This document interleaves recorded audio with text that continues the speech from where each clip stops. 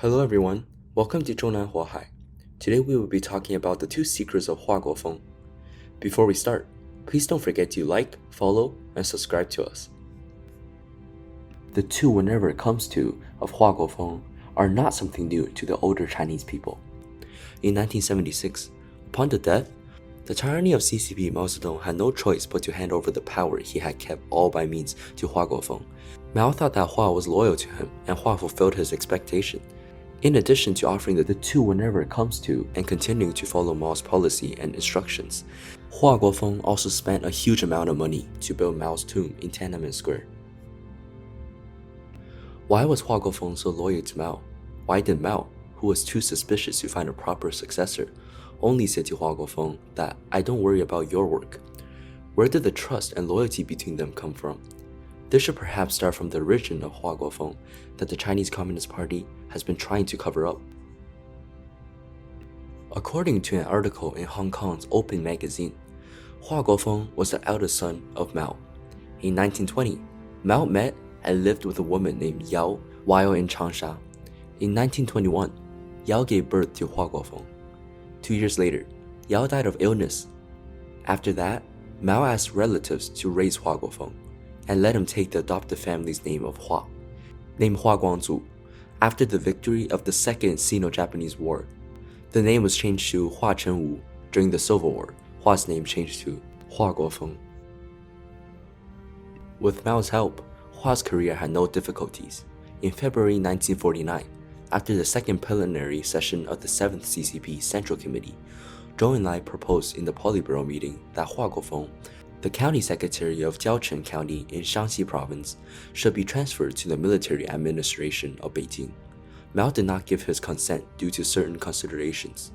In the early 50s, Mao proposed to transfer Hua Guofeng to Hunan Province, Xingtan area to be the secretary of the local party committee.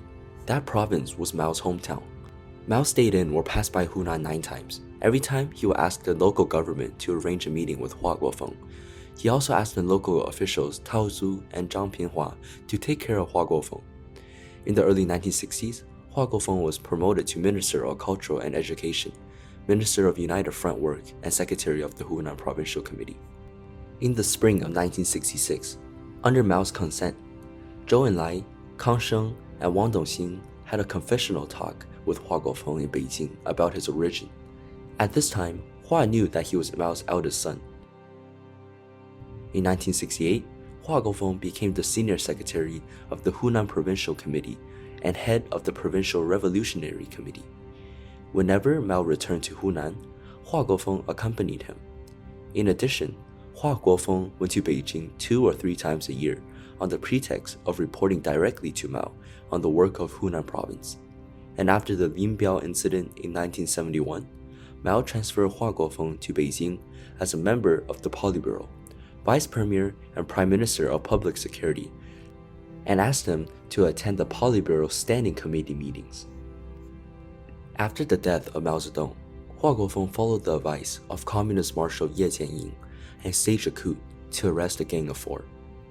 After Mao's death, Hua Guofeng was praised as a wise leader, Chairman Hua, and served as the chairman of the CCP Central Committee, chairman of the Central Military Commission, and premier of the State Council, and was the highest leader of the CCP after Mao's death. In the 1980s, Hua was forced to leave the center of power because he had lots of conflicts with Deng Xiaoping. It is said that Mao Zedong has been completely unable to swallow food and liquid before he died. He must use a gastric tube to get food and water, but Mao himself did not agree to use the gastric tube. In order to convince Mao, it was decided that Zhang Junqiao, Wang Hongwen, Wang Dongxing, and Hua Guofeng would try it first, and Hua Guofeng did not think twice about it at that time, and immediately stated that he was willing to try it first himself by inserting a gastric tube from his nostril into his stomach. This is not just because he is a member of the Politburo Committee, but because he wanted to show that he was a good son of Mao. Later, Hua ordered to build a mausoleum of Mao Zedong. It might be out of the same reason. On December 26, 2002, Hua Guofeng went to Mao's Memorial Hall with Mao's daughters Li Ming and Li Nian for Mao's memorial birthday. Hua Guofeng also wrote, "Faithful son Guofeng, respectful mourning on the wreath's ribbon, but that afternoon, the wreath was taken away by the staff. In fact, Hua Guofeng wrote to the Politburo of the CCP Central Committee in the early 1980s, asking for his surname to be changed to Mao, but was rejected by the Politburo because it was not good for the party, for Mao Zedong, or for Hua Guofeng himself. In 2002, on the eve of the 16th Communist Party Congress, Hua Guofeng again wrote to the Central Committee, requesting that his birth name to be restored to his biological father or mother, but was eventually given the same response as before.